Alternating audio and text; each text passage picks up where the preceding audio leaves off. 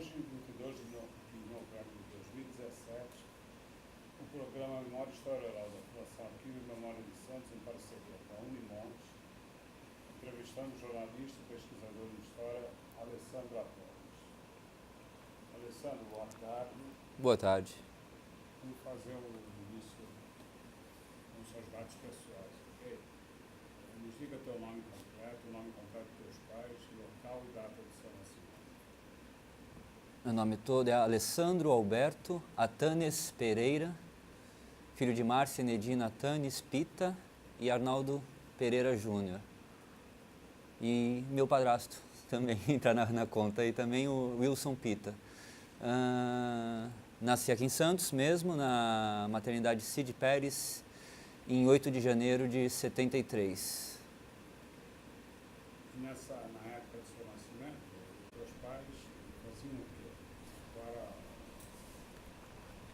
Meus pais se conheceram no trabalho, empresa comercial, trabalho administrativo. Se encontraram, se apaixonaram. Sou fruto fora do casamento, né, como dizem, se uniram por minha causa, meus pais. Tenho uma irmã também, que nasceu em 75. E morávamos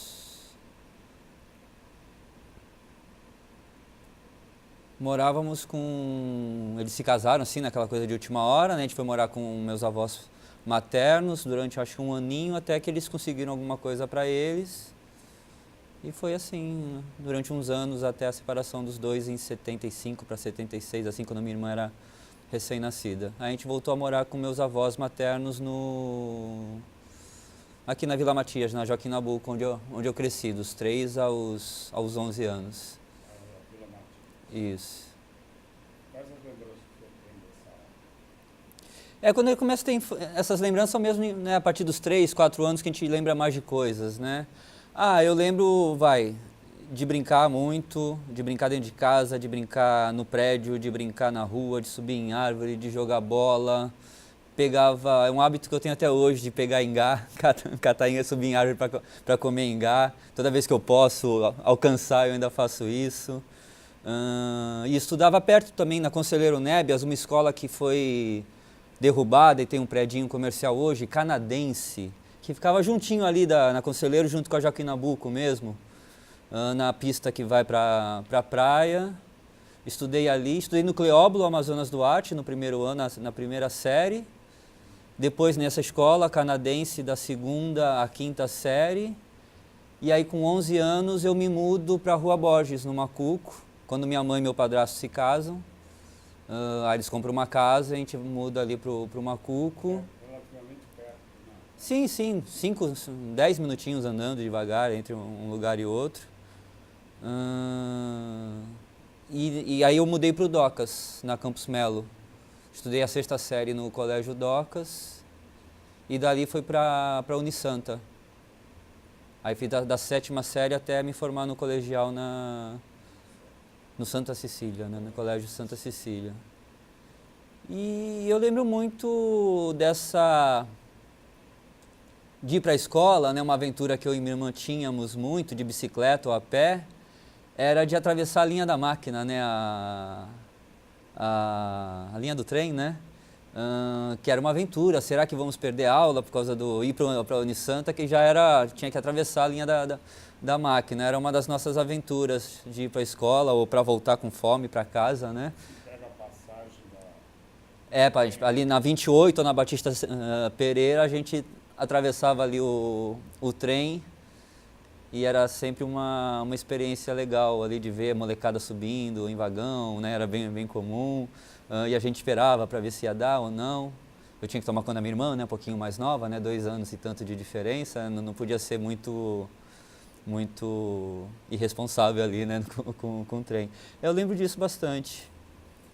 E desses 2 ambientes, de um lado da linha da máquina para o outro da linha da máquina, como são 2 cidades bem distintas, né, complementares, para ficar numa expressão mais diplomática, né, mas essa diferença de ambiente dos 2 lados da cidade, como como isso marcou essa minha passagem, essa virada para a adolescência, por causa dessa rotina de ir para a escola, né, e atravessar essa divisa que é a linha da máquina, né, na cidade.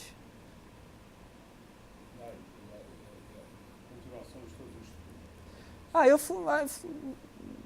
estudos. Sempre gostei de ir para a escola, sempre gostei de aprender. Eu acho que essa coisa de ser pesquisador hoje começou na infância, de gostar de estudar mesmo, eu lembro que em fevereiro, março, eu já tinha lido todos os livros do ano, de estudos sociais, né, na parte mais de humanas, né, que era o que eu já gostava, né?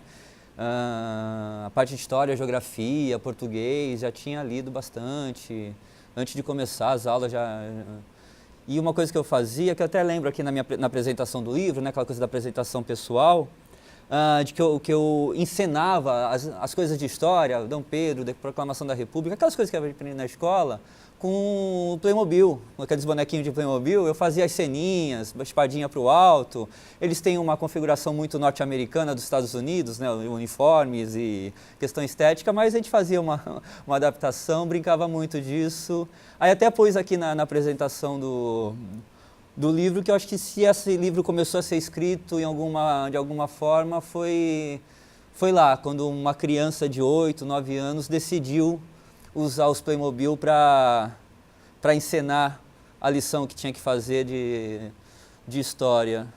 E eu acho que o gosto pela literatura, de estudar literatura, para fazer uma pesquisa de história, tem muito a ver com isso do brincar, não por ser menos importante literatura, mas eu acho que até por ser mais importante do que os documentos comuns que os historiadores lidam, no sentido que ali está a vida, né? A literatura carrega a vida das pessoas para dentro dos livros de uma forma muito mais rica que os documentos históricos convencionais não conseguem fazer.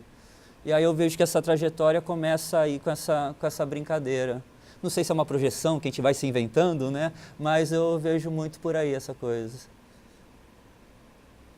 E me diga uma coisa, qual a literatura infantil? Qual é a tua leitura disso?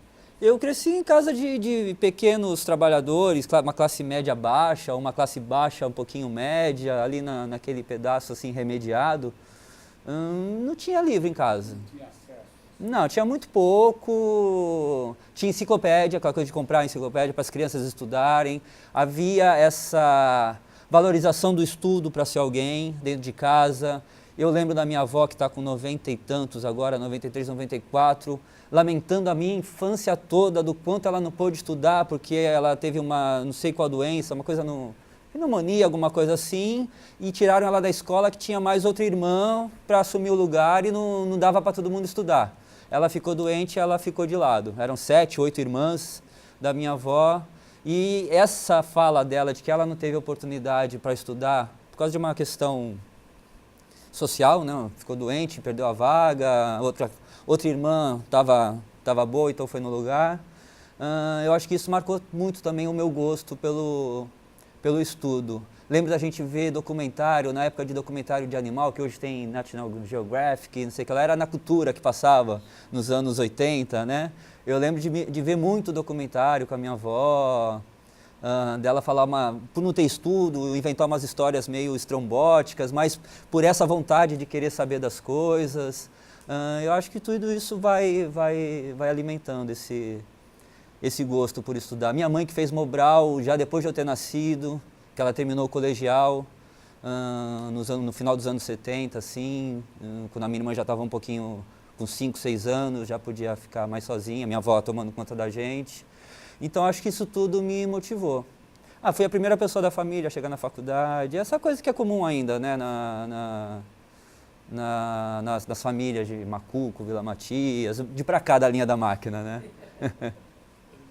Aí no Colégio Santa Cecília, você fez colegial também? Da 7ª série até eu fazer o colegial. Então, o contato com a literatura foi mais na escola mesmo? Foi ali que eu lembro, segundo colegial, aquelas leituras que a gente tem que fazer obrigatória, do Leu Sagarana, do Guimarães Rosa e o Cortiço.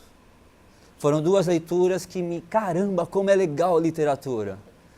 foi ali que que livro, né, me despertou para a leitura. Eu já vinha da enciclopédia, que eu lembro que eu li até o J umas 10 vezes. Ah, vou começar de novo para ver se eu vou até o final. 11, 12 anos, né? Quadrinho. Li muito quadrinho, da Mônica a Super Aventuras Marvel, coisas assim. E com 16 anos que eu descobri a literatura por meio de leitura obrigatória de escola. Então, assim, eu não tenho nada contra o professor mandar ler livro, tem que mandar ler livro mesmo, que assim a gente descobre as coisas. Lembro que tinha outras coisas que eu não gostei também, Lucila, Lucila quem é mesmo, o autor? Alencar, né, José de Alencar. Nossa, que coisa, né? Mas assim, são as coisas da idade que a gente tem que passar para ler, né? Mas o Guimarães Rosa também tem uma linguagem muito diferente de uma criança, adolescente dos anos 80 e curti aquela história lá dos dois homens estão conversando com febre, então, um está com uma febre da malária e o outro está legal. Aí quando passa a febre de um, o outro fica com a febre e a conversa deles nunca... Aquilo me deixou encantado. Aquelas cenas meio eróticas do Cortiço também, com 16 anos, né? Tipo, uau, que legal, né? A gente ficava até meio... Olha, viu que deram pra gente ler isso aqui? Que legal, né? Que coisa... E isso abriu uma porta para mim e passei a ser um leitor de literatura intermitente, sem parar, por prazer, até começar a fazer minhas pesquisas, mas já foi depois dos 30 anos. Foram uns 12 anos só como leitor, digamos assim, com muito gosto. E o jornalismo, como é que aparece? O jornalismo aparece nessa mesma época. Hoje eu reflito bastante por causa dessa mudança, jornalismo e para a história, eu sempre gostei de coisas. Eu me lembro que quando eu tinha 16 anos, só acho de 15 para 16, quando sai a revista Super Interessante. E quando eu vi aquilo, olha, vários assuntos, eu quis ser jornalista por ter acesso a vários assuntos diferentes.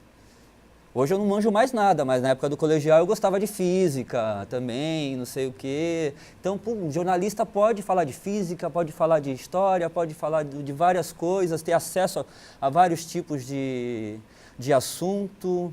E é bem verdade, né? Um dia a gente está fazendo buraco de rua, no dia seguinte a gente está entrevistando uma autoridade internacional, no terceiro dia uma matéria de cultura. Isso é muito legal, mais do que o amor pela redação, de trabalhar em redação, acho que essa coisa de poder ter acesso a uma série de assuntos e atividades humanas foi o que me chamou a atenção. E a perspectiva de que eu ia escrever para falar desses assuntos. Um treino de escrita que me fez muito bem. Eu lembro que no mestrado, já 2005, 2008, os historiadores de ofício que vinham da graduação, você é jornalista, como você escreve, que inveja de escrever, né? A gente tem essa facilidade, que é treino, né? Assim como eles têm uma facilidade de pesquisa, que eu aprendi que o jornalista não tem, por não ter método, né? Então, eu sei que eu me transformei num jornalista melhor depois do mestrado em História. Por causa desse método da pesquisa, de ir atrás de uma forma mais contundente e sem o deadline, sem o fechamento para ser amanhã ou daqui a uma semana, para a gente ter um espaço. E ao mesmo tempo é um baita de um exercício por ter mais tempo, é um baita de um exercício de disciplina. Porque esse mais tempo requer também mais pesquisa, mais profundidade, não é só mais tempo para fazer a mesma coisa, né? E isso me fez bem também como pesquisador e como próprio jornalista. Você fez comunicação na Unisantos? Aqui na Unisantos, entre 91 e 95. Euclides da Cunha. Lá no prédio da Euclides da Cunha ainda. Nossa! Assim, me veio agora, né? Eu estudei no Canadense, caiu, estudei no Docas, caiu e já o prédio da Unisantos caiu. Isso... A USP está inteira, né? Pelo menos no tijolo, né? E agora com o meu trabalho artístico que eu faço com a minha esposa, Janice Ferreira, de uma intervenção que se chama Tempos Modernos, em que a gente sai vestido com uma roupa de época dos anos 20, como se fossem dois personagens que saem de um filme mudo. a gente já passou pelo Deck do Pescador e pelo Café Paulista, que acabou de fechar. Então, um caiu e o outro fechou. Eu estou me sentindo um pouco um arqueólogo aqui nesse momento, ou um fóssil, basicamente, né? Mas são as coisas da cidade, eu acho que... Aí eu volto às memórias ali do prédio da Unisantos. Era uma efervescência ali, aquele prédio legal, ainda nos anos 90. Havia uma memória do prédio, mais do que as nossas coisas, havia uma memória do prédio de coisas que haviam sido realizadas ali, que eu não sei o quanto o prédio novo, que eu tenho uma pouca convivência, eu não sei o quanto ele consegue passar isso para quem entra ali, né? E sem contar que a era da catraca fez mal para as universidades. Tem a questão de segurança, tem todas essas questões, mas eu defendo que as universidades sejam abertas para a população, de alguma forma tem que ter esse caminho aberto. E lá era assim ainda. As escadarias famosas. As escadarias famosas da Fax. E aí, nessa época, você atuou como jornalista, estagiário na prefeitura, foi? Sim, eu fui estagiário na Prefeitura de Santos, no governo do Capistrano. Foi no ano de 2003, ou 93, desculpe. Um ano só. Aí depois trabalhei na própria... O que eu lembro, o que eu mais gostava da época do estágio, é que eu fazia a Regional dos Morros, a Administração Regional dos Morros. E eu ia todo dia lá para a administração regional. Então esse contato com o diferente, essa coisa do contato com o outro, era a Cassandra Maroni Nunes, que era administradora regional, uma pessoa que eu tenho um grande respeito até hoje. Então esse acesso cotidiano a essa realidade diferente foi também uma baita de uma lição. E no ano seguinte, nos 2 últimos anos da faculdade, eu trabalhei na própria Unisantos. Tinha bolsa para aluno que fizesse agência Facos, agência de notícias ou teletexto, né, que era isso.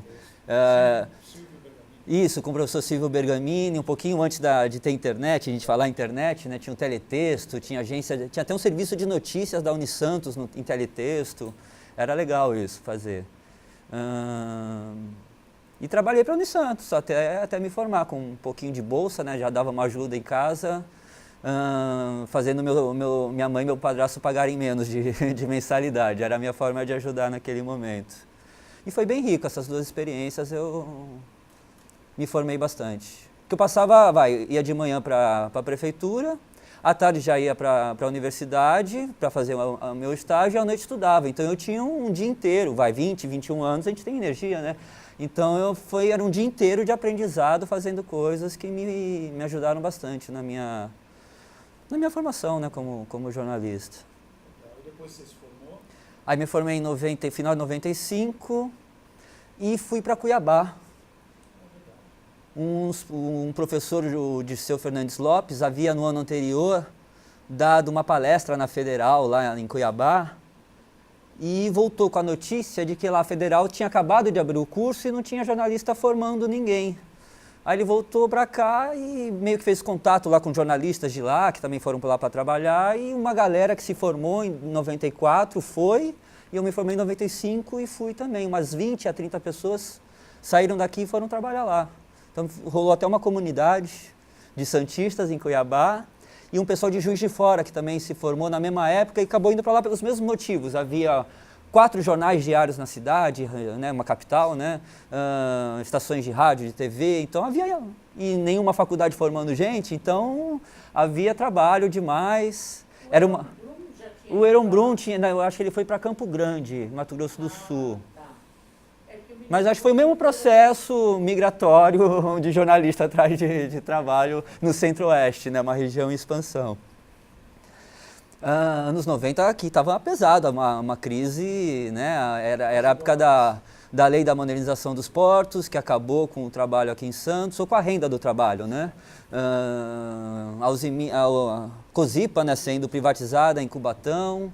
Então Santos entra a Baixada, né, entra numa pasmaceira econômica naquele momento ali, que para um recém-formado era difícil. Eu sentia muita opressão na cidade naquele momento, nesse sentido de sem perspectiva, né? Aí já tinha uma turma lá, a gente que eu conhecia, vou pra lá, pô. 22 anos, né? Sem filho, tranquilo. Aqui não sei se eu consegui alguma coisa, ia ficar grudado, sendo sustentado, não estava afim disso. Aí fui pra lá, deu certo, fiquei lá 3 anos. Me juntei, minha primeira companheira conheci lá em Cuiabá, que é da turma de Minas, que foi lá também atrás de trabalho, de quem sou amigo até hoje. Ela veio para cá, a gente veio junto para cá quando eu passei aqui no concurso.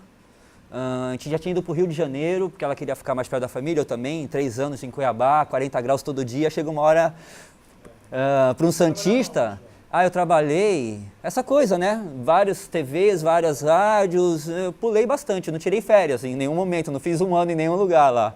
Trabalhei, meu primeiro emprego lá foi em TV, nunca tive experiência aqui. Lá eu trabalhei na TV Cidade Verde, que era retransmissora do SBT, depois na TV Gazeta, que era local, que era transmissora da Record. Trabalhei no Diário de Cuiabá, na Folha do Estado e na assessoria do governo de Mato Grosso, na época do Dante de Oliveira. Tive muito prazer, morreu recentemente, tive o prazer de conhecer 2 políticos que eu me orgulho de ter conhecido. Um foi o Davi Capistrano, aqui em Santos, quando eu fui estagiário dele, mesmo como estagiário, eu tenho o maior orgulho de ter apertado a mão desse político. E do Dante de Oliveira, pelo histórico das diretas, né? Apesar de ser um jovem, que meio que a coisa caiu nele, mas ele que fez aquilo lá, e eu também tenho orgulho de ter conhecido esse político. Tá bom esses 2 já. E de lá, aí trabalhei na Gazeta Mercantil também, na edição regional. Nos anos 80 eles fizeram uma série de edições regionais. E lá fiquei uns meses na Gazeta Mercantil. Até então a minha companheira, Márcia Costa, recebeu uma proposta de trabalhar no Rio. Já com essa ideia de a gente querer voltar, ficar mais perto. Aí eu pedi demissão, a gente foi para o Rio, ela ficou trabalhando freelance, né, mas já com algo fixo, mas freelance, né? Então, estamos no Brasil da era da flexibilização das leis trabalhistas e tudo, e eu desempregado. Aí rolou o concurso para Cubatão. Quando a gente já estava em Cuiabá ainda, eu fiz o concurso, em 99, em janeiro, final de dezembro de 98, em fevereiro a gente muda para o Rio, que rolou essa proposta. Como eu havia sido o 5º colocado em 4 vagas, eu pensava que ia demorar para ser chamado, mas alguém desistiu e me chamaram. Então, no Rio de Janeiro, em 4 meses do Rio, a gente já mudou de novo para Santos. Foi legal e tudo, mas foi um ano de extremo estresse, né? Aquela coisa que falam, cada mudança nos envelhece 1 ano ou 2, né? Então, envelhecemos 4 anos em 6 meses, assim, foi terrível. Mas o Rio é lindo, né? Esses 4 meses no Rio, mesmo desempregado, foi bonito para conhecer, foi uma baita de uma experiência também. Nem de passear. Fui para mudar, eu lembro que eu cheguei em março, a gente dirigindo de carro, a gente veio com o nosso Fiesta lá de Cuiabá, 2.000 quilômetros, chegamos numa tarde de março com uma chuva torrencial, nos recebendo com a água no retrovisor do lateral do carro. Fantástico. E para onde a gente vai? O que a gente vai fazer? Nossa, se parar ferrou, vamos continuar. Foi uma aventura legal. E aí, quando passei no concurso, vim para cá e mudei para Santos. Está na assessoria desde... Aí eu estou na Secretaria de Comunicação da Prefeitura de Cubatão desde 99, desde agosto de 99. A qual eu devo, por causa de Cubatão, de ser um servidor público lá, de ter a estabilidade e de cumprir a carga horária de jornalista, eu pude fazer meus estudos. Eu pude planejar a especialização que eu fiz e depois o mestrado. Eu fiz em História e Historiografia, lá na Uniban. Já queria trabalhar acho que quando eu voltei para Santos. Estava em Cuiabá, uma cidade que não para de crescer, qualquer terreno vira um prédio. Nos anos 90, aqui estava na Pasmaceira, e lá uma cidade sem limite, né? Não era uma ilha, no interior do Brasilzão, né? Então, uma cidade que avançava, e uma cidade larga, com várias áreas verdes no meio ainda, e com bairros mais afastados. Uma outra dinâmica completamente diferente da nossa, o que foi riquíssimo também para um paulista que se acha o centro do universo, né? Esse estado nosso aqui, a locomotiva na nação. Foi também um baita de um aprendizado passar esses 3 anos lá vendo outras caras do Brasil, outras formas de pensar, outras formas de falar. Até fiquei com um pouco de sotaque de Cuiabá, quando eu ligava para casa minha irmã zoava comigo, não sei quem é que está falando, não estou reconhecendo, coisas assim. Foi uma baita de uma aventura mesmo, né? E aí, como é que surge o mestrado em História? Volto para Santos e essa diferença entre essas duas cidades e sua relação com o tempo, né, Santos estacionada, Cuiabá naquela agitação, me fez retomar esse gosto que eu tinha natural por história, né, como leitor, como interessado. Vou fazer alguma coisa em história. E vou estudar o quê? De história de Santos, do Brasil, do mundo? Em que escala eu vou trabalhar? Eu era só jornalista, não sabia exatamente o que fazer. Aí eu fui lá no Centro de Documentação da Unisantos, Centro de Documentação de História da Unisantos, da Vilma, que é a professora, coordenado pela professora Vilma Terezinha, e lá tinha um livro, O que Ler sobre Santos. Uma edição de 82, 81, final dos anos 70, meio que um manual, né? Sei lá, um histórico, uma indicação de série de livros de história, memorialistas e ficção sobre a cidade de Santos. E na área da ficção, eu já era um leitor, né, de gosto pela literatura, eu vi ali 2 livros de ficção sobre Santos. Que coisa interessante, e o que é isso? Um era o Cais de Santos, de Alberto Leal, que é um livro de 1939, que existe um exemplar na Biblioteca da Humanitária. Eu só li uma vez lá com luva, capacete, né, isso, máscara, toma aqueles banhos de filme de ficção científica, isso. E o outro livro era o Navios Iluminados, do Ranulfo Prata, que está fazendo 80 anos agora em 2017, que foi reeditado pela Prefeitura de Santos em 96. Então era fácil de se achar, relativamente fácil, eu consegui achar em sebo. Hoje na estante virtual, você põe lá Navios Iluminados, vai aparecer essa edição por 10, 15 mango, que é a nossa moeda local aqui em Santos, né? Aí foi o que eu achei esse livro e me apaixonei, porque é a história de um migrante que vem do sertão da Bahia para ser estivador em Santos, o José Severino de Jesus. E ele mora no Macuco, do meu Macuco, no nosso Macuco, aqui do bairro portuário da cidade. E eu me vi ali. Caramba, o que esse livro mostra da nossa cidade? E ali eu comecei, lá na especialização, trabalhar com essa questão de como a literatura pode servir de fonte de pesquisa, para pesquisa em ciências sociais e história, particularmente na área de história. E começou mas nem imaginava que o Navios Iluminados ia puxar um fio enorme, um carregamento de livros que não para até hoje de descobrir novas histórias sobre o porto. Nessa linha. Sim, aí eu fiz a especialização, que já foi com um trabalho de conclusão sobre o Navios Iluminados, foi um trabalho sobre os acidentes, como o livro mostra os acidentes de trabalho no Porto de Santos. O livro a história se passa entre 26 e 32, ou 31, no final, mas assim, já nos anos 30. É uma época de antes das leis trabalhistas. Então, uma era muito próxima hoje, depois das leis trabalhistas, né? Então, tem esse paralelo, que o livro ainda é muito útil para a gente ver a cidade, ler a cidade e ler até o país. E começou com esse trabalho sobre os acidentes de trabalho, de conclusão de curso, e no mestrado eu avancei na pesquisa na Uniban. Havia um curso de História e Historiografia na Uniban. Era muita coisa de saúde, técnica de enfermagem, na época, 2000, 2001, que estava bombando o curso de técnico de enfermagem, mas havia essa especialização em História e Historiografia, já com esses temas da nova história, o cinema, a literatura, a questão do feminino, gênero. Já havia foi um curso muito legal, com professores da USP e da Unicamp, foi um curso que gostei bastante de ter feito. E me abriu, no sentido de novas leituras, de conhecer, de entrar um pouco na história por dentro das linhas de pesquisa, das coisas que estavam sendo feitas. E aí comecei a me armar e me inscrevi na USP como aluno especial. Aí assisti aulas como aluno especial entre 2003 e 2005, entre 2003 e 2004.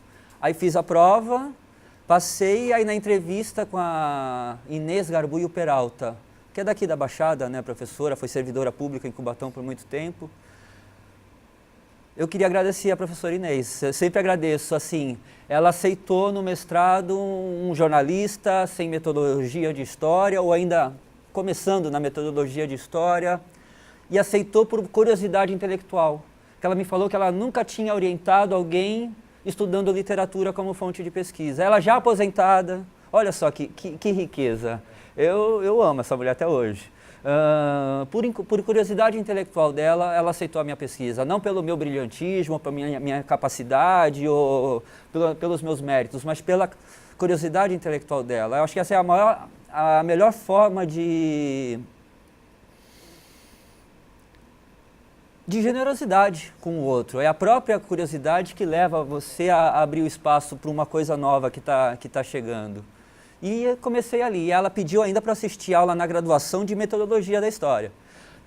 Eu estou ainda com um aluno aqui que eu estou orientando, então tu assiste o próximo semestre na metodologia da graduação mesmo.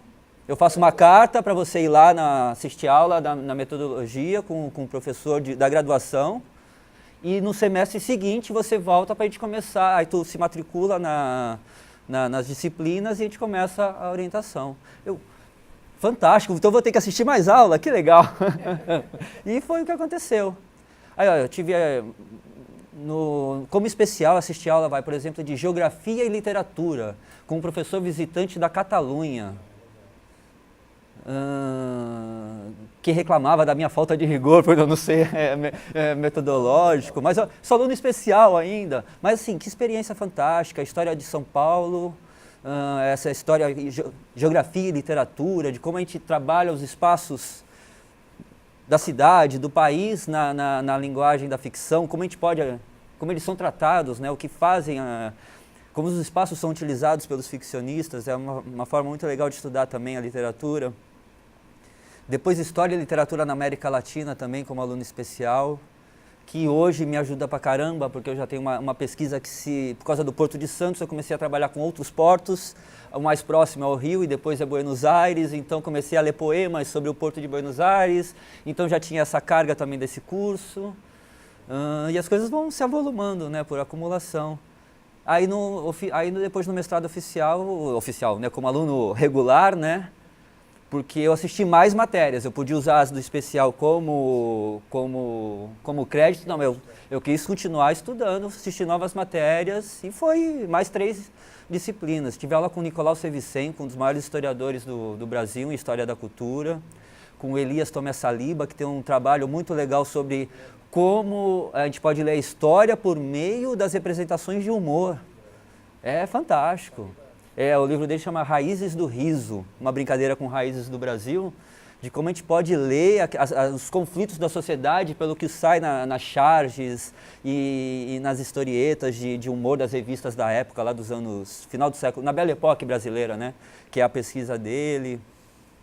Foi incrível, tudo isso foi me armando, né? Continuando a me armar, desde lá brincando com Playmobil até a aula com Nicolau Sevicenko, que me preparou para essa pesquisa aí. E essa dissertação você transformou em livro depois? Não. A dissertação é só sobre os navios iluminados. É como eu exprimi o livro para o que o livro mostra da cidade, o que o livro mostra não só da cidade, mas das relações entre a cidade e o porto. O livro mostra que o Macuco é quase uma área de domínio da Companhia Docas. A perspectiva do livro é essa. Os trabalhadores do Macuco vivem em torno das sereias, né? No livro fala os apitos, né? As sirenes, no livro são as sereias que chamam para o trabalho, né? Que é a morte de vários trabalhadores, né? Nessas cargas todas que eles carregaram nas costas, né? E o livro mostra isso. É lindo, Navios Iluminados, o quanto esse bairro todo do Macuco, ele funciona em função do porto. Ele é mais um apêndice do porto, ou era naquela época, do que um bairro da cidade. O protagonista não sai do bairro. É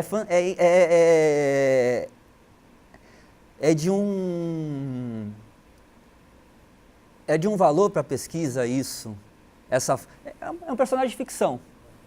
Nunca existiu o José Severino de Jesus, talvez não esse nome, né?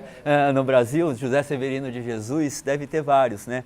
Mas não havia essa pessoa física que foi transformada em personagem ali. Mas ele representa esses trabalhadores todos que vieram para o Porto de Santos. E esse sobrenome de Jesus não é à toa, é uma operação ficcional do autor, do Ranulfo Prata, para mostrar o calvário da vida dele aqui tentando o trabalho em Santos. E do dia a dia e dos acidentes e da tuberculose que acometia os trabalhadores no porto. É um romance bem crônica, porque É. ele era contemporâneo ao que o autor escreveu, né? Na mesma época. O livro sai em 37 e se passa no momento imediatamente anterior ali, né? O Ranulfo Prata chega em Santos em 1927 para trabalhar na Santa Casa como radiologista, ele é pneumologista, né? Trabalhar na radiologia, né? E ele começa a ver essas experiências. Ele já era um autor, já tinha livros publicados, era amigo do Lima Barreto, trocavam cartas, eu achei as cartas deles, que eles trocaram na pesquisa. O Prata, novo ainda, a diferença dos dois, eu acho que uns 20 anos de idade, 15 entre os dois. O Ranulfo Prata se aconselhando, como é que eu queria escrever um livro assim, com essa energia que tem aí no Rio de Janeiro, mas eu estou aqui em Mirassol clinicando e não tem nada, aqui não tem matéria-prima, não tem essa coisa, essa efervescência do rio, desse rio infernal, é a expressão que ele usa. E quando ele vem para Santos, que é uma cidade grande naquele momento no Brasil, mais do que muitas capitais, ele chega para esse cenário do qual ele sentia falta, para ter matéria-prima e 10 anos depois, ele não publica nada durante esses 10 anos e em 37 sai o Navios Iluminados, com essa riqueza toda sobre a cidade, sobre o dia a dia dos trabalhadores. A dissertação é sobre isso. Digamos assim que eu passei um pente fino, aquela expressão do Walter Benjamin, né, o filósofo lá, né, que a história tem que ser... É o contrário, escovar ao contrário, né, no contrapelo, né? E a literatura nos permite isso, a escovar a história a contrapelo. A história oficial está longe do livro do Navios Iluminados.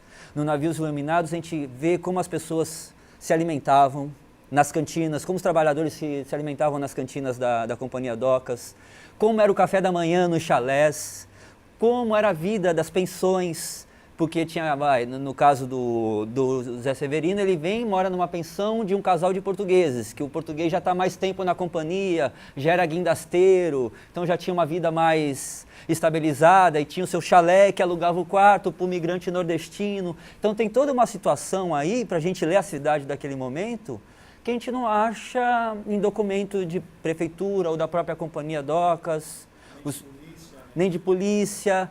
Os documentos de polícia são ótimos também para a gente ver a voz do trabalhador, porque o escrivão ouve e faz a gente tem que pôr uns filtros, lógico, mas a gente consegue estudar a voz do trabalhador pelos BOs. É uma forma até legal de acessar a voz do trabalhador. Mas são poucos documentos que nos trazem a voz das pessoas comuns. E a literatura, apesar de ser ficção, consegue fazer isso. Porque para um escritor pôr essa obra em pé, construir esse edifício, que é um trabalho, um romance, né, um poema, ele traz a vida comum lá para dentro. Ele precisa das estruturas da vida cotidiana que existe, né, no mundo, para dar o mínimo de verossimilhança àquilo que ele está fazendo. Ainda mais da literatura daquela época, que é uma literatura bem realista, né? Tal da literatura proletária e tudo.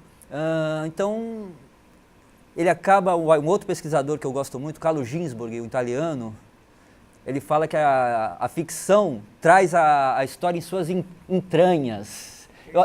É, o autor do Queijo e os Vermes. E eu adoro essas expressões nada acadêmicas. O contrapelo, a história está nas entranhas da ficção. Não tem nada de palavra difícil aí. A gente entende isso, né? Que a história está nas entranhas da ficção, que a gente tem que ver as coisas a contrapelo para saber as pulgas que vão pular da história, que isso é importante, né? Que uma história oficial, né? Se pegar a narrativa. E a gente pode trabalhar com essas questões todas sem sem esse uso nariz em pé das expressões acadêmicas. A gente pode trabalhar com espessura, trabalhar com contrapelo, trabalhar com entranha, trabalhar com as coisas da vida. Eu acho que a melhor forma de a gente fazer pesquisa é trabalhar com esses termos no mundo e não com os termos da faculdade. Levar os termos do mundo lá para a academia e não levar a academia para trás. A academia que tem que interpretar o mundo e não o mundo tem que entender a academia. Fala sobre o seu livro, então. E o livro é a segunda etapa. Vai por causa desse meu trabalho na coluna Porto Literário, no site Porto Gente. Eu fiz um texto por semana de 2005 a 2014 sobre essas coisas, essas relações entre Porto e literatura, história e literatura, questões teóricas também. Eu não tenho medo de falar de teoria, eu não sou um desgostoso da teoria. Eu acho mó legal, eu leio um monte de livro de teoria. Mas não pode ter medo, a gente tem que tratar como coisa do dia a dia. Tem coisa que na quinta leitura que a gente vai entender, mas tem que ser assim mesmo. Né? A gente é do macuco, a gente tem que ler, reler e treler para poder pegar as coisas. A gente não pode deixar interpretarem para a gente. Né? E essa experiência vai de quase 10 anos escrevendo um texto por semana sobre esses assuntos. Aí eu saí do Navios Iluminados e fui começando achando os poemas dos nossos poetas aqui de Santos, Roldão Mendes Rosa, Narciso de Andrade, os que vieram para Santos, o Neruda, a Elizabeth Bishop, Sendrar, os autores de hoje, Flávio Viegas Amoreira, Ademir Demarque, Lídia Maria de Mello, Madô Martins, Alberto Martins. Eu fui puxando uma série de obras de ficção e poesia sobre o Porto de Santos. Ele fala exatamente sobre o Porto, ele fala sobre o Kipling também tem um relato que fala sobre a descida, ele fala do Porto, ele chega no Porto, né? Então ele fala do Porto, fala meio da movimentação, passa um dia em Cubatão, na usina Henry Borden, e descreve o dia a dia lá. Então a gente tem Nobel de Literatura que fala sobre a nossa região, o Kipling, o Neruda, nomes como a Bishop. Aí eu descobri um conto do Guy de Maupassant, lá no final do século XIX, o Orlá, que é uma entidade que aterroriza um parisiense não, mora no Rouen, né, aquela região, e uma entidade começa a aterrorizá-lo. Ele não sabe se está louco, ou se realmente é uma entidade, ou se ele está doente, está tendo alucinação. Mas no meio da história a gente descobre que é um fantasma. Esse Orlá é uma entidade milenar, fantasmagórica, que está aterrorizando essa pessoa e que saiu do Porto de Santos para a França. E a gente vê que numa representação do século XIX, de um conto fantástico de um autor parisiense, o nosso porto é o lugar de onde vai o mal aterrorizar a grande cidade europeia, que é um processo paralelo ao do Drácula, né? Que o Drácula é uma entidade sobrenatural que vem lá da Transilvânia, nesse caso aí num país ficcional, né? Mas com a sua base de realidade lá nos cafundó lá do leste europeu, que leva o mal para a grande cidade europeia, para o grande centro europeu que era Londres, né? Então são obras da mesma época, com essa coisa do sobrenatural, e a gente vê como a cidade naquela época foi usada como uma função de Transilvânia nesse relato do Guy de Maupassant. E tudo isso foi gerando novas pesquisas, novos textos. E em 2012 para 2013 eu participei da seleção de projetos para o Fundo de Cultura de Santos. Fui selecionado e montei o livro. Aí a ideia foi, ao invés de fazer a adaptação da dissertação, foi fazer já outra coisa. Então o livro é ensaístico e temático. São 11 textos, um sobre essa questão do horror no Porto, o outro sobre os poetas viajantes, um texto sobre os internacionais, essa perspectiva do poeta que vem de fora. E é muito legal que eles seguem o mesmo caminho. O navio vai entrando e eles seguem o mesmo roteiro. Essa entrada no porto orientou 3 poetas completamente diferentes no tempo e no estilo e nos temas, mas todos eles fazem um poema, 3 poemas que têm o mesmo caminho narrativo. É o porto que conformou essa escritura. Tem outro sobre os poetas da cidade. O grupo do Roldão, Narciso de Andrade, lá da metade do século XX. Na poesia deles é um porto mais romântico, de adeuses, né? Tem um poema do Roldão que se chama Porto que... Por que este amor ao cais, se o que eu espero não viaja? Por que esta espera no cais, se não vou partir em navio nenhum? É bonito, né? É uma coisa meio de uma nostalgia, né? Eles eram todos filhos de portugueses, né? Então havia essa coisa da memória, da migração ainda muito mais próxima, né? São poemas dos anos 40, anos 50, né? E depois os contemporâneos já tem uma outra pegada. Amador, o Flávio, o Alberto Martins, o Ademir começam a escrever e publicar dos anos 90. O livro do Amador, Doce Destino, é de 99. Então, 99 para cá, e a poesia deles sobre o porto, completamente diferente. Já esse porto da Lei de Modernização de 91, das operações das grandes empresas, já é um porto em que as pessoas não vêm mais viajar aqui. As pessoas dos anos 70 para cá, elas trocaram a viagem de navio por viagem de avião. Então, se o Neruda tivesse vivo e viesse nos anos 80 para o Brasil, ele ia pegar um avião em Santiago e ia descer em Congonhas, ou Guarulhos, ele não ia passar pelo Porto de Santos. Então, a cidade perdeu, com essa mudança da logística, ela perdeu uma riqueza que é a do viajante. Nos anos 70 para cá, ela perde uma outra riqueza que é a do tripulante do navio, que ficava 3, 4 dias na cidade. 15 dias, né? Com um container, a operação que demorava dias passa a ser realizada em horas. Então essa riqueza também foi deixada de lado. Então, aí nos anos 90 vem a Lei da Modernização, que fecha o porto, faveliza o porto para várias operações portuárias que são passadas por meio de concessões para operadores que são concorrentes entre si. Então eles vão fechando os caminhos e tem alambrado e grade e a gente não tem mais acesso ao porto. E o porto que esses autores de hoje cantam é esse porto da desolação, da ferrugem. O livro do Alberto Martins, Cais, de 2002, 2003, tem ferrugem, todo poema tem ferrugem. Todo poema sim, poema não, tem a palavra ferrugem. Tem outros versos assim: triste cidade litorânea, meus olhos mal te distinguem do mar, da terra, da lama. Essa é a toada do Alberto Martins. No outro livro dele, História dos Ossos, o cemitério do Paquetá foi derrubado para ser transformado num pátio de container. É simbólico do peso, do impacto das operações portuárias na cidade. É uma forma que só a literatura pode mostrar esse impacto. É isso, derrubou o cemitério do Paquetá.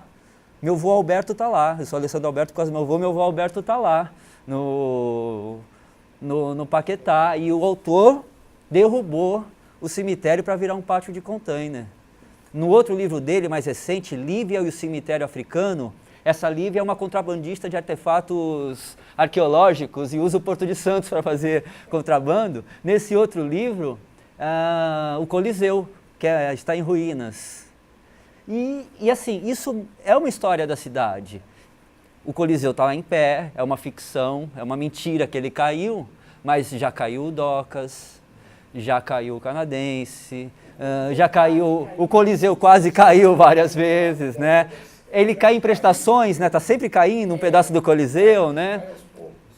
Então essa forma que o Alberto Martins lê a cidade, para a gente entender de uma forma rica, é incrível. Os livros do Flávio, o Flávio começa a publicar em 2002, Maralto,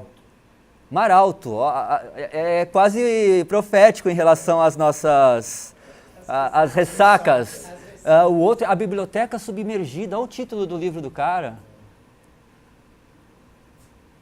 E o terceiro, Escorbuto, Cantos da Costa, Escorbuto, né? Escorbuto, Mar Alto, uma biblioteca submergida. O Ademir Demarque tem poema que fala de caco de vidro na areia. Ó, entendeu? Então a gente passou dos adeuses do Roldão Mendes Rosa na beira do cais para caco de vidro e ferrugem. Os poetas fizeram, ou o Porto, quanto a representação poética da nossa cidade e de suas relações com o Porto, quanto mudou ao longo desse século. Então esses poemas nos permitem fazer uma história das relações entre o Porto e a cidade, que a gente talvez não veja em documentos oficiais. E esses poetas nos permitem essa leitura. Então tem esses textos sobre os poetas, tem o ciclo do romance do Porto de Santos, que começa com Navios Iluminados, depois tem esse outro que eu disse, do Alberto Leal, o Cais. Tem o Jorge Amado, que escreveu um romance sobre Santos também, sobre uma greve de estivadores, durante a Guerra Civil Espanhola, que eles se negaram a embarcar café num navio nazista. Então ele colocou um navio nazista no porto. Então, qual vilão, né? É o maior vilão do século XX na ficção, é o nazista, né? Então ele trouxe esse vilão para o nosso porto, e os estivadores começam uma greve que não vão embarcar café. Tem o professor Adelto Gonçalves, né, nosso contemporâneo, ele tem o Vira-Latas da Madrugada, que é um livro lindo, é de 80, 81, que saiu pela José Olímpio, que é a mesma editora que lá em 37 publicou Navios Iluminados. Navios Iluminados sai para uma grande editora, a maior editora na época do Brasil é a José Olímpio. Tem o Vira-Latas da Madrugada e tem o Barcelona Brasileira, que é sobre as greves anarquistas de 1917, que já é um romance histórico, que ele escreve nos anos 80 e sai em 2002 só, estava na gaveta dele. E assim vai, aí a gente vai puxando, aí ele mesmo já me mandou, olha Alessandro, achei um poema aqui e me mandou, ele me mandou um livro de Augusto Céspedes, um boliviano, um autor boliviano, que numa determinada passagem lá dos personagens, eles vão dar um golpe na Bolívia, e querem fazer o contrabando de armas para dar o golpe pelo Porto de Santos. Então eles vêm para Santos para tratar do contrabando. Então essas citaçõezinhas dessa função de Santos como porto articulador das relações internacionais do Brasil, é também a literatura usa isso, os autores usam isso de uma forma que, é natural. Um autor boliviano precisa levar arma para a Bolívia, ele vai usar o Porto de Santos. Porque o contrabandista usaria o Porto de Santos. Se 30% do comércio internacional brasileiro passa por Santos, 30% do contrabando passa por Santos, 30% do tráfico de drogas. Eu li hoje mesmo na Tribuna, né? Esse ano vai ser o recorde em apreensão de cocaína no Porto de Santos, né? Então, a ficção nos dá essa riqueza fantástica. No livro recente do Vargas Llosa, O Sonho do Celta, acho que ele já soltou mais uns 2, esse livro é de 2010, se eu não me engano, é sobre um cônsul britânico que foi cônsul no Peru e que foi cônsul em Santos também, então ele passa por Santos também, a história desse cara. Enfim, tem uma série de autores Borges, no Aleph, o conto mais famoso do Borges, está Santos lá. Ele fala que o Richard Burton, quando foi cônsul em Santos também, essa figura importantíssima da história britânica, foi cônsul em Santos, antes de ir para a Guerra do Paraguai, acompanhar lá como olheiro britânico. Nessa ficção, né, de novo essa brincadeira entre história e ficção, nesse conto o Borges, depois que conta toda a história do Aleph, que acharam um Aleph, esse objeto da mitologia judaica, em que se vê tudo do mundo por meio desse objeto, é achado lá numa escada da casa de um amigo dele, acaba o conto, aí tem um PS, um pós-escrito assim, né, falando que talvez que aqui numa biblioteca, na cidade de Santos, quando foi cônsul, Richard Burton teria encontrado um livro com uma listagem de vários objetos semelhantes a Aleph em todo o mundo. Então, assim, estamos lá também no Borges. O Borges também está lá falando, está usando Santos na sua ficção. Então, a gente tem um universo literário incrível sobre a nossa cidade, de autores, desde os nossos locais, desde os provincianos até os famosos, gente boa, gente ruim, mas tem uma listagem, tem uma série de autores que falam de Santos e dessa história que tem a nossa cidade, por causa do porto, principalmente, né? O Santos foi criado para ser porto, né?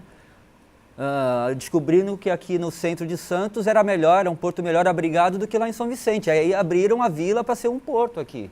Então a gente é uma cidade porque decidiu-se fazer um porto ali. E conforme os relatos, os índios também não ficavam nesse pedaço da ilha. A gente sabe por quê, né?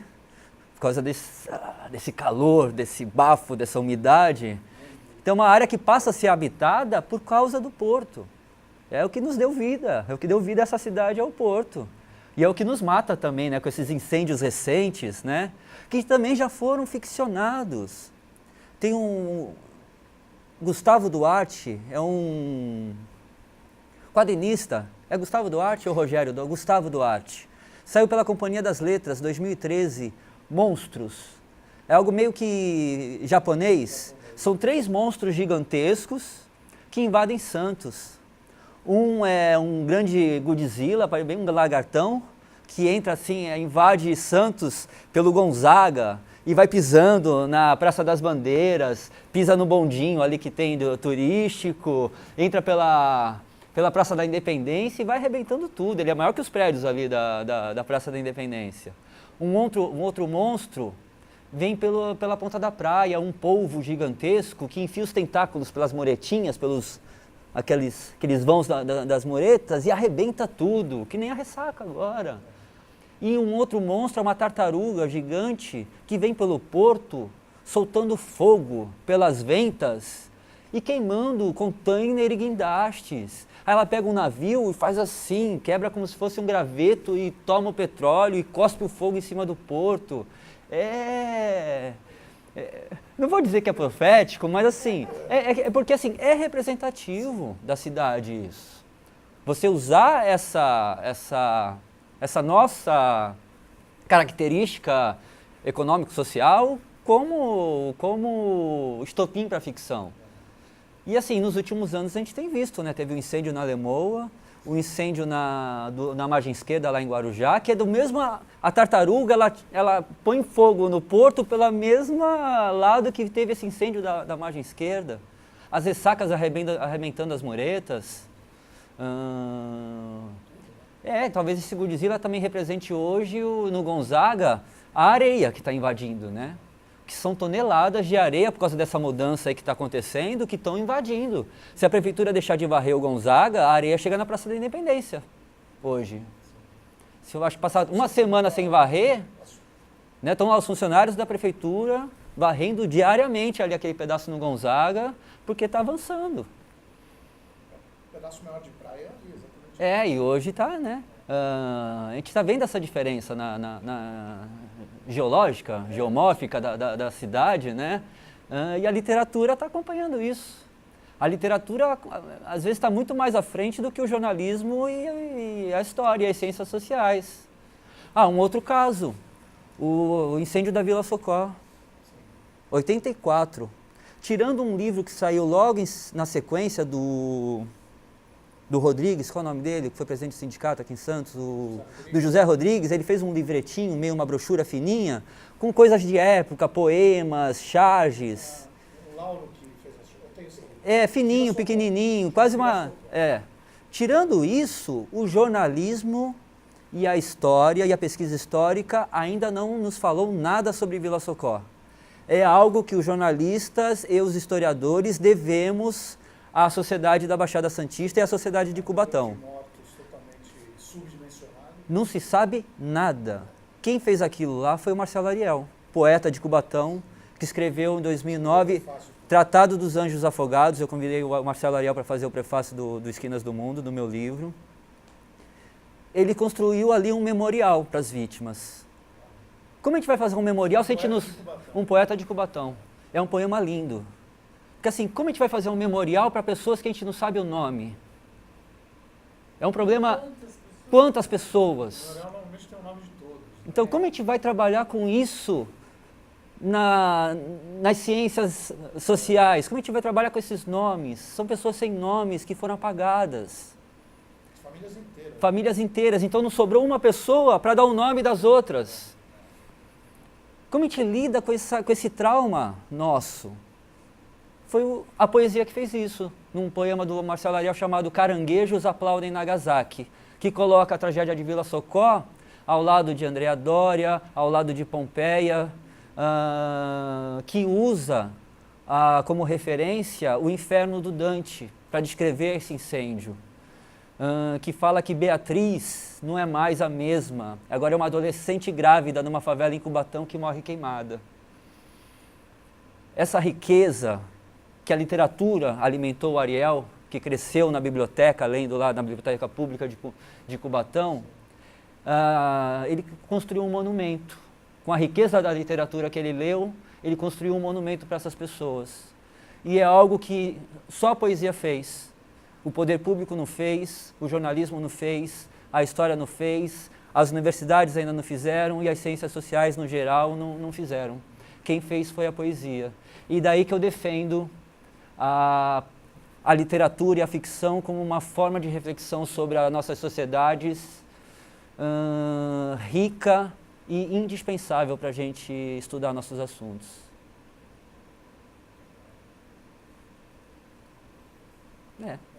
Se pensar, para se refletir. Hoje, qual é a tua atividade? Além de ser jornalista lá na Prefeitura de Cubatão? Tá, eu continuo com as minhas pesquisas, Sim. como pesquisador normal, né? Normal, não acadêmico, né? Que eu quero fazer o doutorado em questão de estrutura, né? De planejar novamente, daqui a alguns anos, quem sabe. Continuo pesquisando, escrevendo algumas coisas e tenho uma atividade ainda dentro da parte intelectual. Tem um curso baseado no livro, né? Os temas do livro, Conheça Santos por meio da literatura, que eu já fiz 2 vezes lá no Fórum da Cidadania e ano que vem eu volto a fazer na Associação José Martí. E um curso de História e Literatura na América Latina também, que eu já fiz 2 vezes lá na José Martí também, mas temático. Não dá para fazer um curso de história toda, História e Literatura na América Latina e desde os inícios. Então eu trato da questão do horror nas ditaduras e suas representações literárias. De novo, como os autores e autoras mostram a questão da violência na nossa sociedade. Aí eu uso muito o Roberto Bolanho, do Chile, com suas obras sobre a ditadura. E nos últimos 4, 5 anos eu tenho me inclinado para atividades artísticas também. Desde a época da faculdade tinha banda, toco, aquela coisa toda. E com esses poemas que eu fui começando a ler e gostar e decorar, sempre compus, desde a época lá dos 18 anos, em época de banda, mas não sou de fazer letra. Então tinha vários temas sem letra, música sem... Até esquecia, porque não cantava, não tinha melodia, não tinha nada. Aí em algum momento, eu juntei as 2 coisas. Comecei a musicar esses poemas, que eu curto tanto e amo. E tem aí tem uns 8 anos que eu tenho feito isso. Então, um poema do Roldão, eu musiquei, poemas do Flávio, poemas do Rui Ribeiro Couto. Tenho já uns 10, 12 poemas e fiz até um recital que a gente fez numa escuna, o Sesc produziu. Eu e 2 atrizes, a gente fez essas canções e elas declamavam alguns poemas numa saída de escuna, né? Pelo canal do Estuário, falando desses poemas. E é muito legal você estar lá na escuna, ouvindo esses poemas e de repente um navio passa do lado apitando. Então aquela ambiência foi ótimo para trabalhar com esses poemas. E em seguida comecei a trabalhar com outros músicos e bailarinos, em trabalhos de fazer música ao vivo para trabalhar os bailarinos dançarem, né? Trabalhos de pesquisa, de improviso. Isso começou em 2008, quando o nosso saudoso Gilberto Mendes, que eu conheci por meio do Flávio Viegas, me convidou para participar do Música Nova numa adaptação que ele fez do próprio Flávio, o Escorbuto, esse livro. Ele transformou numa música e no Música Nova de 2008, você sabe violão, né? Se eu te passar as coisas, você toca? Lógico, né? Foi fantástico, 1 mês de ensaio, eu aprendi mais do que 15 anos antes tocando violão com os amigos, com um mês com o Gilberto Mendes. Aí foi daí que eu comecei a fazer as composições. Ele me abriu a cabeça de novo. Então as composições começaram a sair. Foram uns 2 anos seguidos fazendo um monte dessas composições após esse mês de experiência com Gilberto Mendes. Aí a gente fez o Escorbuto, que era a formação, era muito legal. Violão, poeta, o Flávio, né, falando trechos do Escorbuto. Pau de chuva, aquele que você vai virando, vai escorrendo, como se fosse um barulho de chuva, com o próprio Gilberto fazendo. Tenho um maior orgulho de ter estado no palco com o Gilberto Mendes. O Antônio Eduardo no piano e 2 bailarinas, a Sandra Cabral e eu esqueci o nome da outra colega, que a Sandra ainda tem um beijo de vez em quando, eu lembro dela. Dali já foi para outros trabalhos. Não era não. Dali foi para outros trabalhos com outros músicos, outros bailarinos, participei até de uma homenagem ao próprio Gilberto Mendes em 2012, 2011. Ácidos Trópicos, com várias pessoas que se reuniram para fazer essa homenagem para ele. Aí as pessoas foram se conhecendo, aí dali eu conheci a Janice Ferreira, criadora em dança, arte educadora, bailarina. A gente começou a fazer uma dupla de eu músico, ela bailarina, que a gente começou a fazer uns trabalhos também e deu certo, e viramos até um casal. Somos marido e mulher hoje. A gente fez o primeiro trabalho chamado Los Fridos, que a ideia era brincar com quadros da Frida Kahlo, fazer uma movimentação, ela enquanto bailarina, eu fazendo a música, que levasse à posição de um dos quadros, daqueles dos autorretratos dela. Então, que história teria acontecido para aquela personagem do quadro chegar àquela posição? Ou estar com aquela roupa, o que teria acontecido para chegar àquilo? Ou então aquele quadro como um lugar, um início, daquela posição começa uma história. Qual história a gente pode contar a partir daquele quadro de uma forma musical e com dança? Aí dali a gente foi fazendo outras coisinhas, aí eu tinha uma ideia dela que se chama Tempos Modernos, que é uma intervenção, que a gente começou a fazer em 2015, é uma ideia que ela já tinha desde 2012, fez com uma amiga, a Tatiana Pacheco. Aí ela conseguiu também o Fundo de Cultura, então a gente pôde produzir, comprar figurino, Tempos Modernos, Charlie Chaplin, um filme lá dos anos 30. A ideia é duas personagens que saem de um filme mudo lá dos anos, em preto e branco, dos anos 20, dos anos 30, e que começam a vagar pela cidade. Então a gente conseguiu produzir com figurino, e a ideia é criar um contraste com essa vida acelerada, de smartphone, não sei o quê, que o Chaplin já, naquela famosa cena, né, dele estar rachando, o quanto essa cena é similar ao... Né, muda o gesto, mas a escravidão, ao mecanismo se repete. Então a ideia foi essa, brincar, duas personagens que saem de um tempo mais... já de promessas que não foram muito cumpridas pela modernidade, mas que ainda havia ainda uma esperança de que a modernidade fosse dar certo. Antes das guerras mundiais e tudo, tal. E a ideia é que essas personagens criem esse contraponto.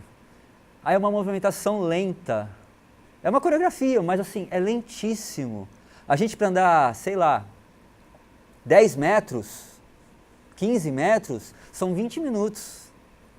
Com um gestual, para fazer as pessoas ou cansarem ou acompanharem, que a ideia é a gente trabalhar com esse contraste mesmo. Usar um tempo lentíssimo para criar esse contraste e uma posterior reflexão. A ideia de não falar também é muito legal, porque a gente tem uma crítica muito... É uma questão de arte contemporânea, é muito verborrágico. A arte tem sido muito conceitual. Então o que interessa é o conceito, não o objeto que sai, não a realização em si. Isso foi riquíssimo, mas assim, o Duchamp já tem 100 anos que fez a fonte, né? Então é algo que a gente já vê em crise. Então essa questão de não falar tem a ver com essa questão também de... tem que entender o que... Não tem que entender, tem que ver. Né? Você entendeu poesia? Não, não tem que ler, não tem que entender, a gente vai entendendo depois. Tem que ver as coisas, né? Então tem essa questão também que perpassa. Não ter um discurso, ter uma obra a ser vista e ser discutida ou não, mas não ter um discurso para preparar as pessoas. A ideia é ser visto. Assim, não tem temporada, a gente sai para a rua e aparece, é uma aparição, não é uma intervenção. Intervenção também já é uma ideia, né, das artes contemporâneas, intervenção artística, não. É uma aparição, não é uma intervenção. E a gente tem trabalhado. Esse ano a gente fez o Tempos Modernos já em São Paulo, a gente fez no Festival Visões Urbanas, que é um festival internacional de dança em espaço urbano. A gente fez lá no Parque Trianon. E agora em setembro, na Semana de Artes do Corpo, do curso de dança da PUC, né, do curso de Artes do Porco, né, Arte do Corpo. A gente fez naquele prédio antigo lá no Pátio da Cruz, né, no prédio antigo da PUC, foi muito legal. E ali a gente conseguiu muito ver esse efeito. Os alunos, todos correndo, né, alunos de universidade, todos atrasados, todos entregando coisas, vendo o celular e fazendo esse movimento para cima e para baixo. Foi muito interessante. Logo no comecinho, andando lentamente, chegando ao pátio ainda, pelo corredor, passam umas 3 moças, 18, 19 anos, procurando a gente. Elas nem me viram. Elas, cadê? Já começou? Não sei o que lá.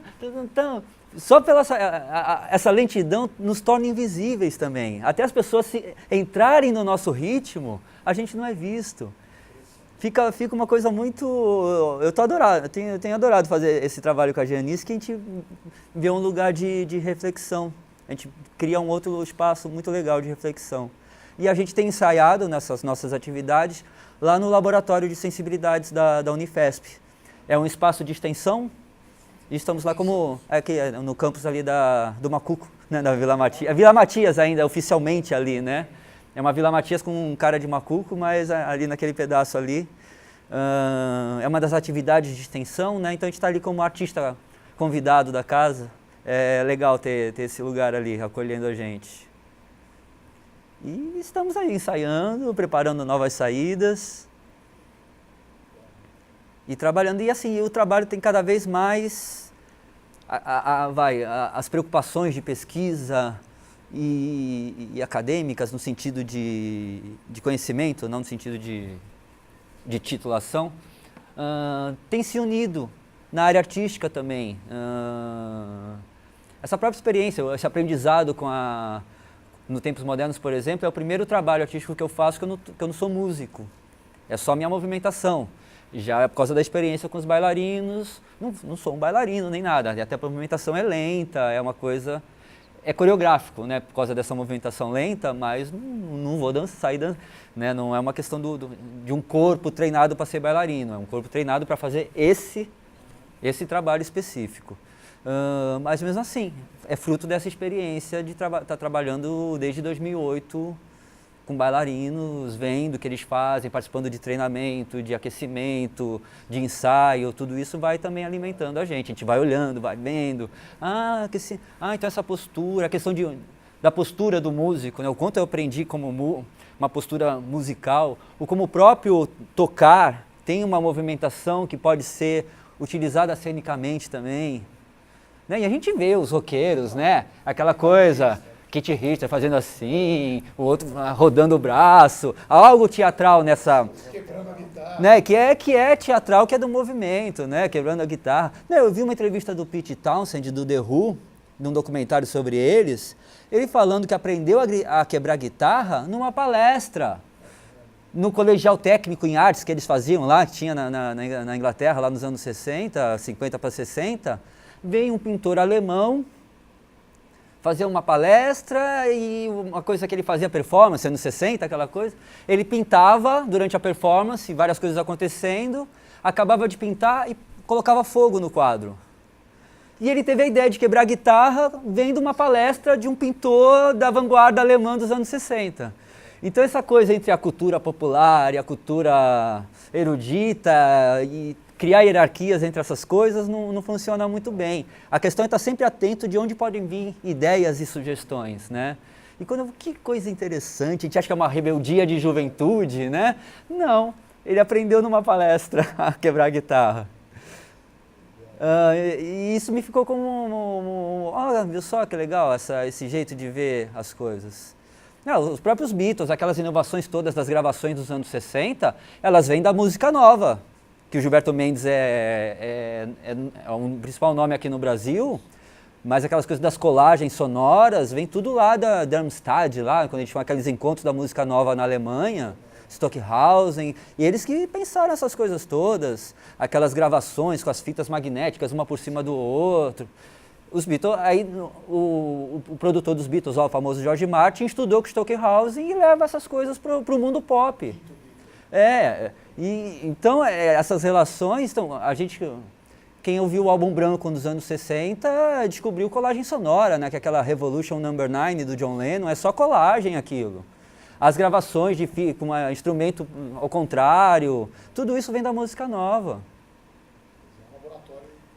Né? Então, se a gente, como você citou o Queijo e os Vermes do Ginsberg, ele fala lá disso, do quanto esse personagem que ele investiga nesse livro era um moleiro lá na cidadezinha lá da Itália que sabia ler. Então ele tinha acesso à leitura, a imprensa já tinha sido inventada, né, a máquina lá do Gutenberg, então já tinha acesso a livros, que era um pouquinho mais difícil antes. Então os relatos das descobertas e dos países imaginários começam a circular, e essa pessoa, formação popular, mas que tem acesso à leitura, ele cria a própria pensamento de como o universo foi criado. Daí a ideia do queijo e os vermes. É um italiano, né? O universo é um grande queijo e a vida são os vermes que se formam nesse queijo. Por causa disso, porque ele escreveu isso. E foi parar na Inquisição, e ele queria defender para o bispo e para o papa essa forma de ver o mundo. Então a leitura e o contato com o conhecimento deu coragem a essa pessoa lá do interior da Itália a enfrentar o papa. E a palestra fez o guitarrista pensar numa performance. E é assim que as coisas andam. E eu faço aqui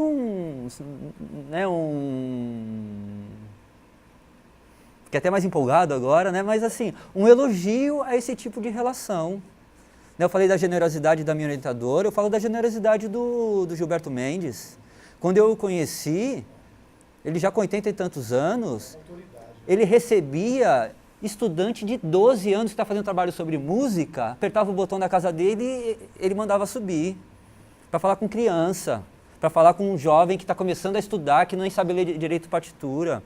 Comigo ele falou, tu sabe ler, Alessandro? Não sei. Mas se eu te passar os acordes, Mas se não aprender, não vai poder tocar. Mas assim, ele passou, aí eu fiquei lá, horas e horas, né? Não vou perder essa oportunidade. Mas então, essa abertura que os contatos propiciam, isso não pode parar. São essas coisas que fazem a diferença. E não importa se é eruditíssimo, se é brincadeira. Eu até brinco, o mestrado me ensinou, além de ser um jornalista melhor, como eu disse no início, a contar piada melhor também. Porque a gente domina mais as questões narrativas. Estou estudando literatura, pausa, impacto, tá? Essas coisas mudam vários aspectos da nossa vida. Não é só aumento de conhecimento ou coisas assim. A gente traz para o dia a dia isso. Eu sou um jornalista melhor, sou um contador de piadas melhor e coisas assim. Alessandro, tem alguma coisa mais que você gostaria de deixar registrado? Tá. Uma coisa que eu acho que é uma realização, é um resultado da minha pesquisa, que eu tenho muito orgulho, que mostra que a pesquisa foi útil para a sociedade de alguma forma. A EDUSP lançou, tem uns 2, 3 anos, uma coleção de obras literárias junto com a editora Laboratório da ECA, lá na USP, da Escola de Comunicação e Artes. A editora da universidade fez uma parceria com a editora Laboratório do curso de Comunicação e Artes, uma coleção de obras esquecidas da literatura brasileira. E fizeram Navios Iluminados, entre elas. Aí saiu agora, o Navios Iluminados saiu no final de 2015. E a minha pesquisa da dissertação foi a base para que eles fizessem a edição. Então, quando eu soube que saiu... Não pode ficar esgotado assim. Né? Então eu tenho uma nova edição desse livro, que é riquíssima. Aí eu falei, putz, não estou falando sozinho desse livro. Foi um alívio, né? Será que eu estou louco? Não, olha, ainda vem o Alessandro falar do Navios Iluminados. Não, assim, a EDUSP ouviu, né? Então, putz, né? Não é um pessoal ruinzinho da EDUSP, né? Então é um livro que tem uma história já. Sai pela José Olímpio, né? Em 37. É traduzido na Argentina em 41. Sai pela editorial Claridad, que era tipo Abril, aquela coleção da Abril dos anos 70, vermelhinha, de clássicos, era algo assim para a população, para vender em branca. Essa editorial Claridad tinha uns trabalhos assim, e era uma coleção de romancistas brasileiros. Saiu junto com Jorge Amado, com... esqueci o nome de outras pessoas, mas saiu lá no Ranulfo Prata. Tem uma edição do Clube do Livro, nos anos 50. Do Clube do Livro. Tem uma edição pela Revista Cruzeiro, aquela coisa também de livro encartado junto com revista, dos anos 60, que é a edição que tem uma capa linda, essa dos anos 60. Depois tem a edição da Prefeitura de Santos, em 96, essa mais fácil de se achar, e agora a da EDUSP, em 2015, que é um baita de trabalho que eles fizeram com o texto da primeira edição, com preparação dos originais, fizeram um baita de um levantamento para fazer esse. Tem uma pequena biografia do Ranulfo Prata, tem imagens de edições, tem material que tiraram da minha dissertação. É uma edição muito legal desse livro que merece.